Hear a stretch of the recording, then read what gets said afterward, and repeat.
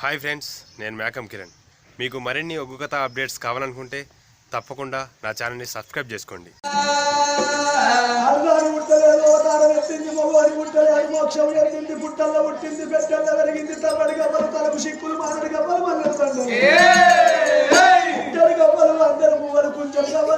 ఆవరించుకొని నా బామల తీసి నడికట్లు కట్టి చేరి కోరలు తీసి జడగొప్పలు వేసుకొని నలుగురే బామల బట్టలు వేసుకొని తెల్లనాము బామల చుట్ట బట్టలు వేసుకొని సత్యాన బోన కట్టుకొని భర్త జబలకి ముని తాడల్లో వెళ్ళిపోయినవు నా తల్లి పార్వతీ పరమేశ్వరుడు ఎల్ల బిడ్డ పంచ కలియాలి రేణుకా ఎల్లమ్మని బాధ బాధల పరమేశ్వరాచి రేణుకా ఎల్లమ్మ